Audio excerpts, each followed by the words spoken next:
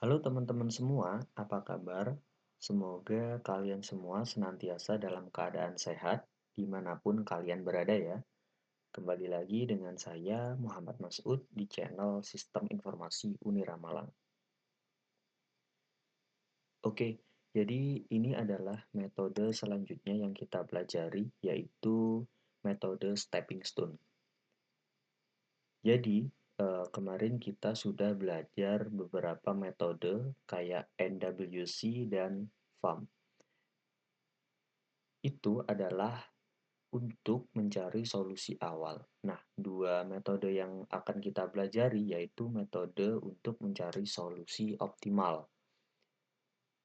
Jadi di sini ada metode stepping stone dan metode MODI atau modified distribution. Kita langsung saja ke studi kasus. Kali ini gua langsung buat case soal yang berbeda sama yang di video yang kemarin, jadi gua langsung kasih contoh soal yang beda. Nanti kalian tinggal coba pakai soal yang ada di video kemarin. Jadi kali ini kita langsung saja ke contoh soalnya. PT Ames Sejahtera merupakan sebuah perusahaan retail yang memiliki gudang di beberapa kota, termasuk Malang, Blitar, Sidoarjo, dan Gresik. Perusahaan berusaha untuk memenuhi kebutuhan pelanggan di kota-kota besar seperti Surabaya, Jakarta, dan Bandung melalui keempat gudang tersebut.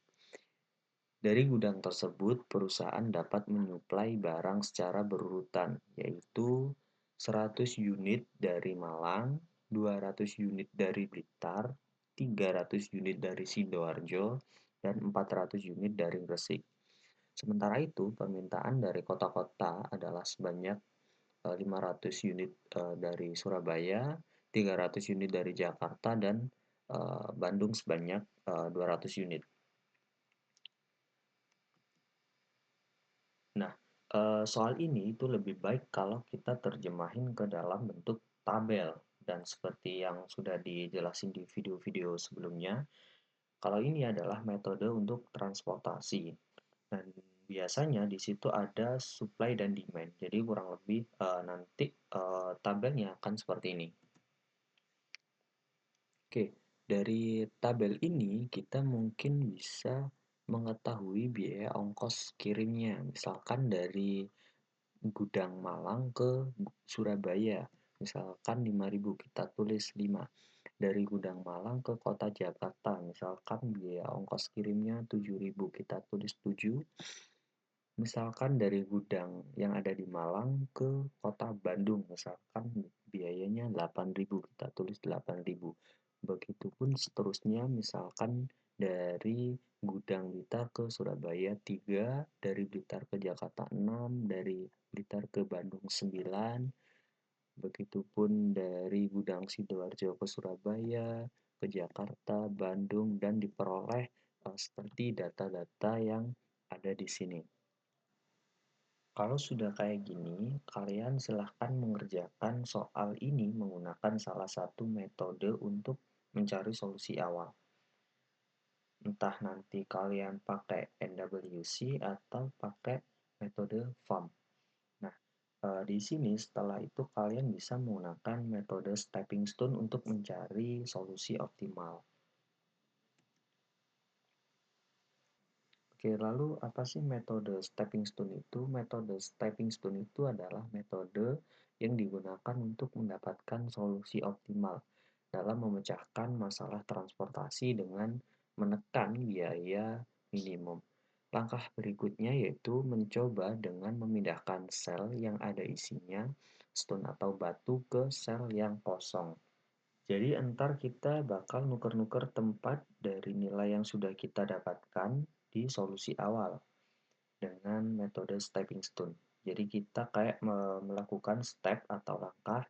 Nah, kemudian dari nilai kosongnya itu kita cari dengan metode stepping stone ini. Nah, ada beberapa hal yang perlu diperhatikan dalam menyusun jalur stepping stone. Yang pertama yaitu arah yang diambil. Itu boleh dilakukan secara berlawanan arah jarum jam atau searah jarum jam. Yang kedua yaitu loncatan dapat dilakukan secara vertikal ataupun horizontal. Yang ketiga yaitu loncatan dapat dilakukan melewati sel lain selama sel tersebut telah terisi. Yang terakhir, setiap jalur yaitu diawali dengan simbol positif, kemudian simbol negatif, dan seterusnya.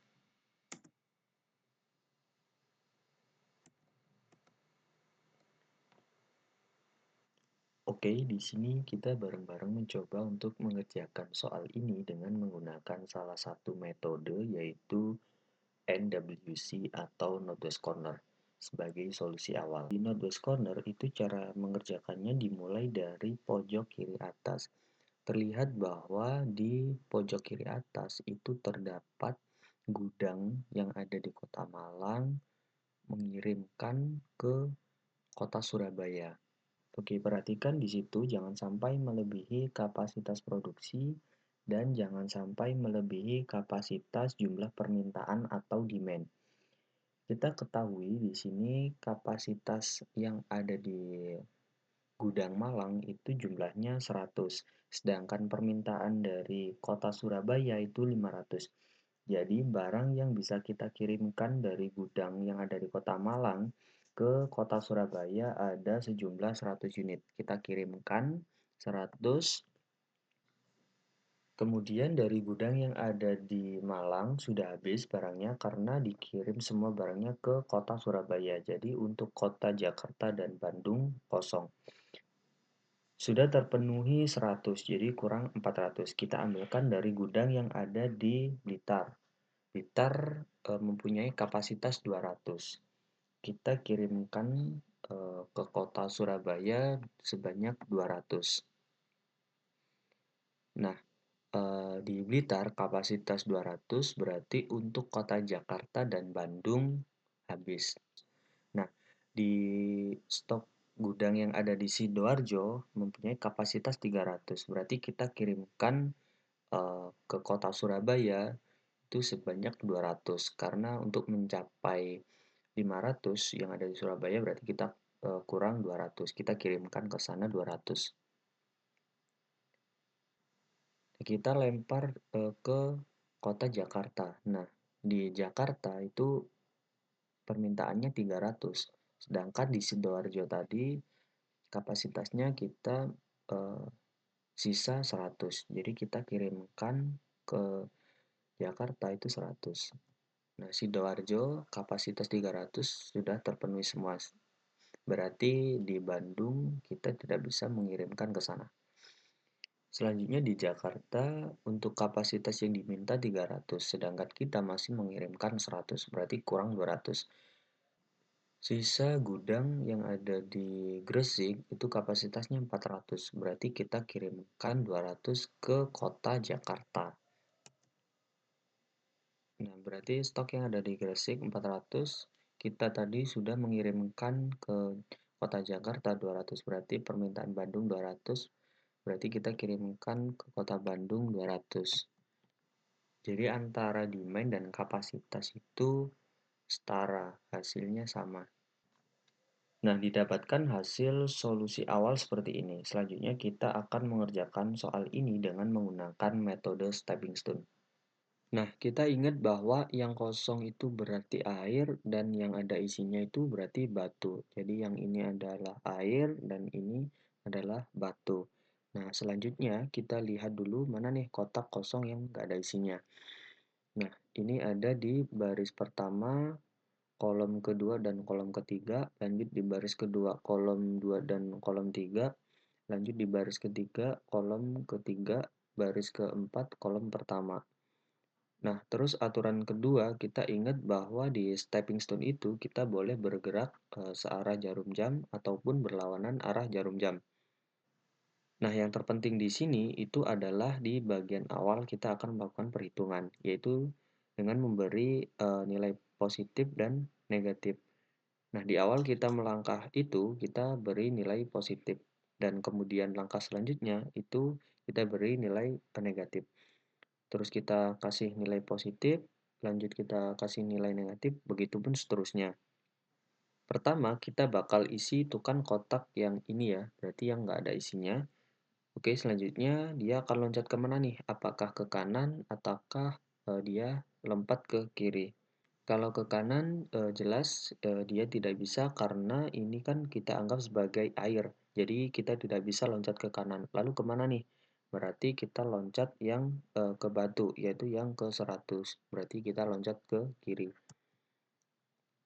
Terus setelah itu kita loncat kemana nih?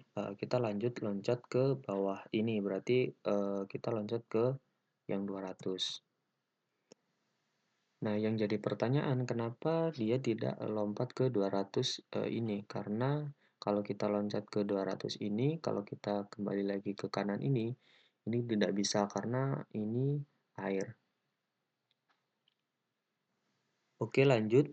Kita ke kanan lagi, yaitu kita berarti lompat ke 100. Oke, dan terakhir kita kembali lagi ke titik awal, yaitu ke air. Nah, kurang lebih seperti ini untuk loncatan perhitungan pertama. Nah, setelah itu yang kita lakukan itu adalah melakukan perhitungan pengujian sel kosong dari nilai stepping stone yang telah kita lalui. Jadi di sini ada 7. Oh iya, dan perhatikan juga perhitungan itu dipengaruhi oleh tanda positif dan tanda negatif. Jadi kan perhitungannya positif 7, negatif 5, positif 7, negatif 6, dan didapatkan hasil 3. Oke, kita next lagi, kita bakal cari nilai di kotak baris pertama kolom ketiga. Caranya sama, kita bakal cari alur di mana kita bisa melompat untuk mendapatkan nilai air ini. Oke, kalau kita langsung lompat ke bawah sini, ini kan nggak bisa ya karena ini adalah air, jadi tidak bisa. Di stepping stone ini menguntungkan banget kalau pojok-pojokannya ini telah terisi nilai. Nah, seperti ini.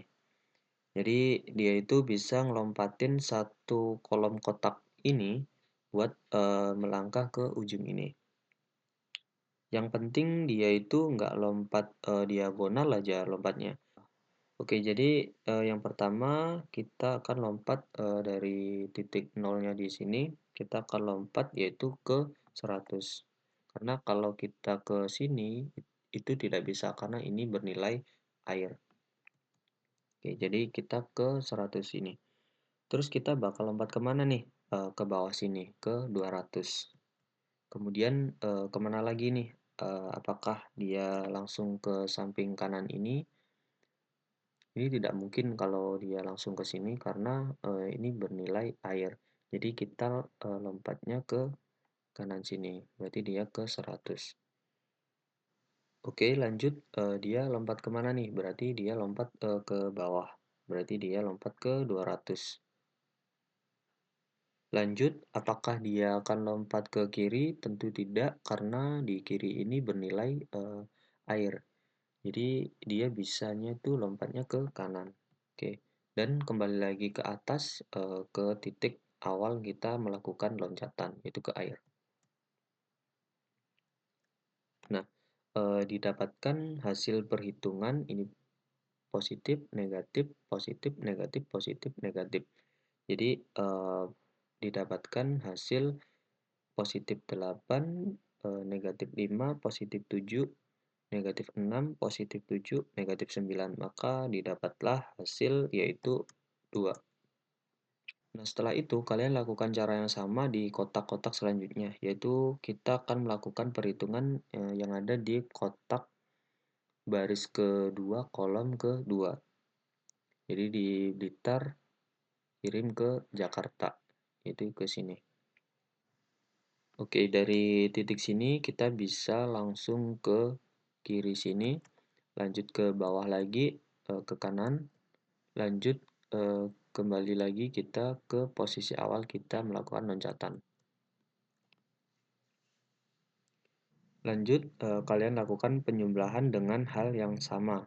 Di sini didapatkan hasil positif 6, negatif 3, positif 7, negatif 6. Oke, dan didapatkan hasil nilainya 4. Oke, dan ini cepat ya karena dia semuanya itu batu, jadi dia bisa lompat secara langsung.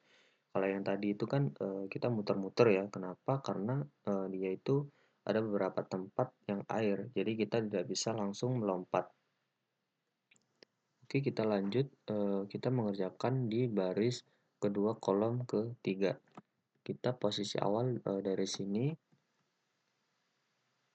kemudian kita melakukan lompatan dari sini ke 200. Karena kalau kita ke bawah itu tidak mungkin, karena kita tidak mungkin ke air. Jadi kita melakukan lompatan dari titik sini ke titik 200 ini. Lanjut, kita ke bawah lagi. Karena ini bernilai air, jadi tidak bisa. Kemudian kita ke kanan lagi. Kenapa ke kanannya tidak ke sini? Karena ini adalah air, jadi tidak bisa. Kemudian kita ambil di jarak yang paling terdekat. Dan kebetulan ini juga batu, jadi kita bisa lompat dari sini ke sini. Oke, lanjut kita melakukan loncatan lagi, berarti kita ke bawah. Lanjut kita ke kanan lagi, kembali lagi ke titik awal. Dan didapatkan hasil yaitu 5. Dari penjumlahan yaitu positif 9, negatif 3, positif 7, negatif 6, positif 7, dan negatif 9. Kemudian kita isi di kotak baris ketiga, kolom ketiga. Caranya sama, ini dia melangkah ke sini, ke bawah, lanjut apakah dia akan melompat ke kiri? Gak mungkin ya, karena ini adalah air, jadi tidak bisa, berarti dia akan melangkah ke kanan. Dan terakhir, dia kembali lagi ke posisi awalnya. Dan didapat hasil perhitungannya yaitu negatif 3. Dari penjumlahan positif 5, negatif 6, positif 7, negatif 9. Didapat hasil negatif 3. Terakhir kita akan isi di kolom pertama baris keempat.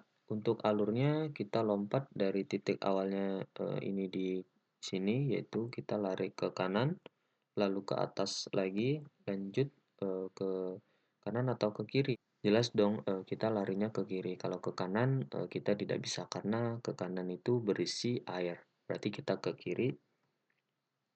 Kemudian kita kembali ke posisi awal. Kita melakukan lompatan. Dan didapatkan hasil perhitungannya 0. Dari penjumlahan positif 8, negatif 7, positif 6, negatif 7. Itu sama dengan 0. Nah, di sini kita sudah dapat angka-angkanya. Ada 3, ada 2, 4, 5, negatif 3, dan 0. Nah, pertanyaannya apakah ini sudah merupakan alokasi pengiriman barang dengan biaya optimal? Nah, kita cek dulu di sini teman-teman. Masih ada angka yang minus nggak di antara angka-angka yang kita dapatkan tadi? Nah, ada dong jelas, yaitu di sini ada angka yang bernilai minus, yaitu negatif 3. Nah, di stepping stone ini bakal tetap berlangsung stepnya selama dia itu dapat tanda minus. Nah, berarti ini kita belum mencapai nilai optimalnya. Jadi biayanya masih belum optimal atau belum minimal. Masih ada kombinasi-kombinasi lagi yang bisa kita ubah-ubah nilainya. Sekiranya itu bisa menjadi lebih minimum lagi. Karena ini ada nilai negatifnya, maka kita tandain hasil belum optimal. Selanjutnya, kita akan melakukan pertukaran tempat. Kita bakal nuker-nuker isi-isinya sesuai tanda yang ada minusnya. Jadi, kalau di sini ada minus, maka jalur atau alur yang kita lewati itu yang akan kita lihat untuk pertimbangan kita. Kita ganti angka-angka yang ada di dalam ini, yaitu 100, 200, dan 200 ini. Nah, ini akan menjadi pertimbangan kita. Nah, ini kan alur yang negatif 3 tadi kan. Jadi ke sini, ke sini, ke sini, dan ke sini. Next, kita lihat angka-angka yang ada di sini. Lanjut kita bandingkan. Mana nih nilai yang terkecil, apakah 200 atau 100. Jelas nilai terkecilnya di sini ada 100. Nah, lanjut kita lakukan penjumlahan dan pengurangan kepada masing-masing nilai dengan jalur yang telah dia lewati. Jadi yang lain yang nggak dilalui jalur nggak ada perubahan. Jadi yang 100 ini tetap, 200 ini tetap, dan 200 yang ini tetap karena dia tidak dilewati alurnya. Nah, yang perlu kita perhatikan yaitu tanda positif dan negatif. Ini tadi kan positif, jadi hasilnya ini tadi 0 ditambah 100 sama dengan 100. Jadi kita tulis 100. Ini tandanya negatif, tadi isinya 100, berarti 100 dikurangi 100 sama dengan 0. Lanjut kita isi bawahnya, yaitu ini tadi 200 dengan tanda positif, berarti 200 ditambah 100, hasilnya 300. Kita tulis di sini 300. Nah, ini awalnya 200 dengan tanda minus, berarti 200 dikurangi 100. Kita isi di sini menjadi 100. Oke, didapatkan hasil perubahannya yaitu 100, 0, 300, dan 100. Nah, ini adalah yang kita lakukan dari iterasi yang pertama. Caranya masih sama, pengerjaannya juga masih sama, tinggal kalian lakukan pengerjaannya yang kayak tadi. Oke, mungkin aku bakal mempercepat dikit, nggak bakal aku jelasin detail kayak tadi. Oke, tinggal isi kotak-kotak kosong ini sesuai arahan kayak yang tadi. Kita lihat di sini ada kotak kosong di baris pertama, kotak kedua dan tiga, ada lagi di baris kedua kolom 2 dan 3, lanjut di baris ketiga kolom kedua, dan yang terakhir ada di baris keempat kolom pertama. Nah, selanjutnya itu kalian isi dengan cara yang sama. Tentuin alur yang kalian lalui, terus jangan lupa plus minusnya, lalu hitung. Oke, jadi yang pertama kita bakal hitung yang gudang yang ada di Malang ke kota Jakarta. Jadi alurnya tuh kayak gini. Dan didapat hasil perhitungan yaitu positif 7, negatif 5, positif 7, negatif 5, positif 9, negatif 7. Dan hasilnya sama dengan 6. Kemudian kita bakal isi kotak selanjutnya, yaitu yang ini. Baris pertama, kolom ketiga. Jadi kurang lebih arahnya kayak gini. Dan didapat hasil perhitungan positif 8, negatif 5, positif 7, negatif 5, dan hasilnya sama dengan 5. Lanjut kita akan mengisi kotak kosong yang ada di baris kedua kolom kedua dengan alur kurang lebih seperti ini. Dan didapatkan perolehan hasil perhitungan positif 6, negatif 3, positif 7, negatif 5, positif 9, negatif 7. Dan hasilnya 7. Oke, next kita isi di kotak baris kedua kolom ketiga. Untuk alurnya kurang lebih seperti ini.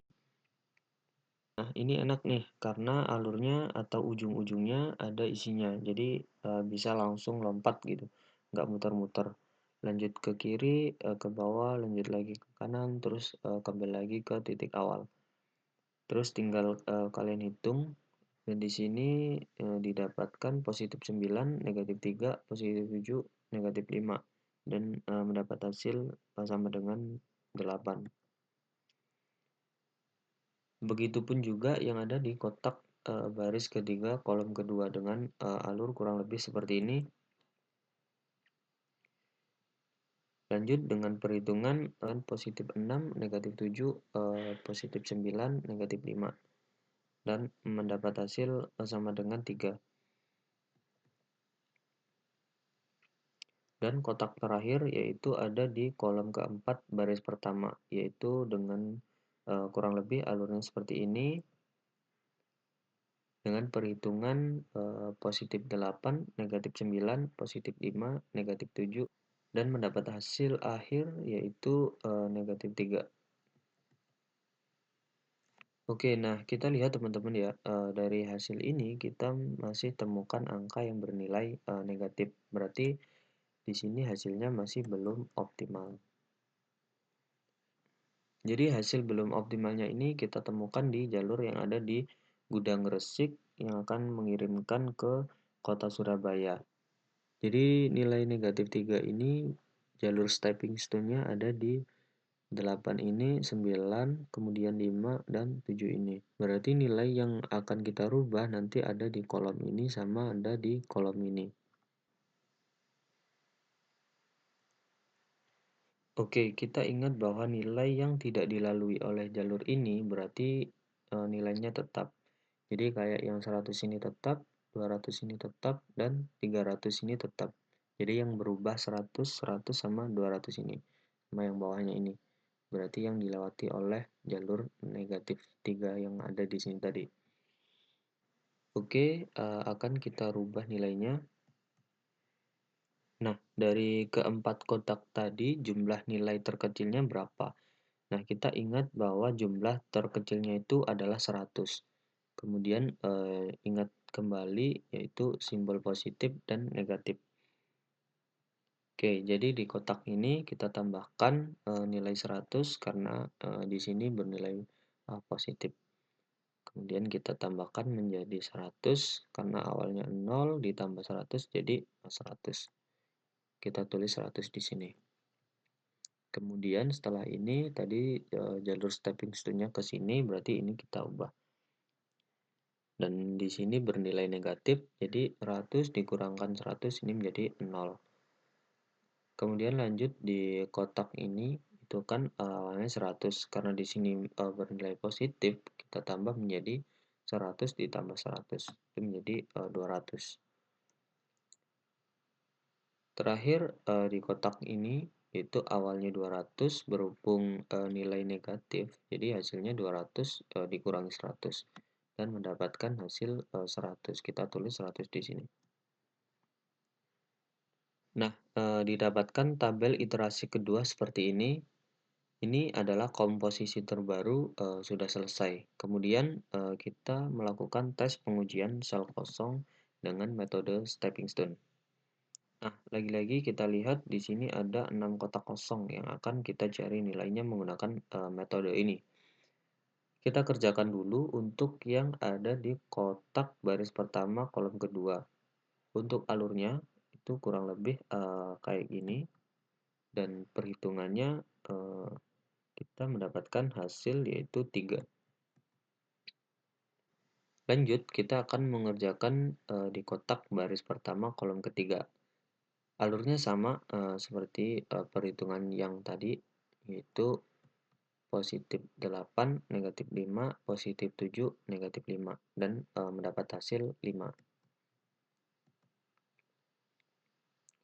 Lanjut kita kerjakan di kotak baris kedua kolom kedua dengan perhitungan positif 6, negatif 3, positif 8, negatif 7. Dan mendapat hasil sama dengan 4.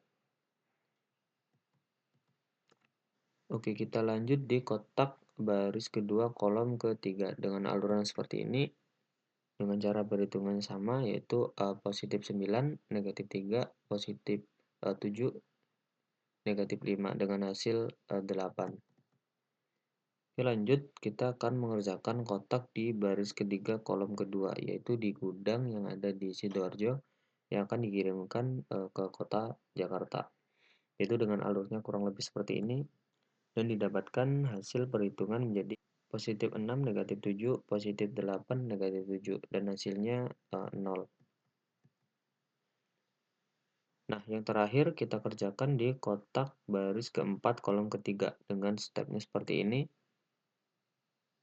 dan didapatkan hasil positif 9, negatif 8, positif 7, negatif 5 dan hasilnya sama dengan 3. Sekarang kita cek teman-teman hasilnya. Di sini tidak ditemukan angka yang bernilai negatif. Nah, berarti iterasi untuk stepping stone ini sudah berakhir sampai di sini. Jadi komposisinya ini sudah optimal. Oke, langsung saja kita melakukan operasi penjumlahan dari biaya minimum yang telah kita peroleh dari iterasi kedua tadi.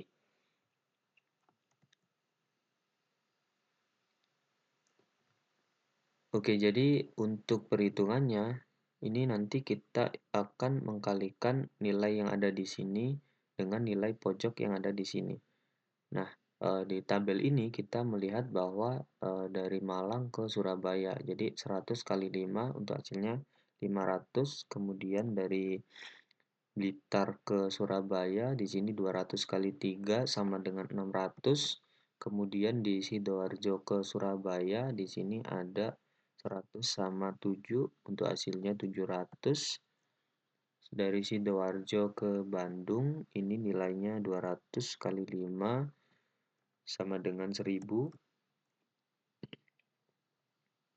Kemudian di Gresik ini ada 100 dikali 8 untuk hasilnya yaitu 800. Kemudian yang terakhir dari Gresik kirim ke Jakarta yaitu 300 kali 7 yaitu 2100. Dan kita jumlahkan semua total berarti ada 5700. Nah, ini kalau tadi kan ini satuannya 1000. Jadi kita akan kalikan ini dengan 1000. Jadi 5700 kali 1000 kita mendapat hasil 5.700.000 rupiah. Nah, ini adalah biaya minimum atau optimal untuk PT Aman Sejahtera, teman-teman.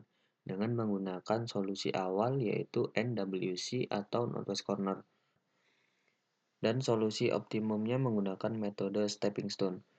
Untuk step awal atau mencari nilai awal dengan metode yang berbeda itu akan menghasilkan solusi optimum yang berbeda juga di stepping stone-nya. Jadi seandainya kalian mencari solusi awal dengan menggunakan less cost atau Russell atau Vogel, itu akan menghasilkan solusi optimum yang berbeda juga ketika kalian menggunakan metode NWC ini, walaupun sama-sama nanti akan menggunakan metode stepping stone di solusi optimumnya. Jadi nilainya itu akan berbeda. Oke, Las, kalian bisa ekspor sendiri, dicoba-coba boleh, pakai latihan soal yang beda dengan yang aku berikan di video ini juga boleh. Silakan dicoba. Pagi-pagi pergi ke kota Surabaya, pulangnya membeli alpukat. Demikian presentasi dari saya, semoga bermanfaat. See you the next video. Keep learning and goodbye.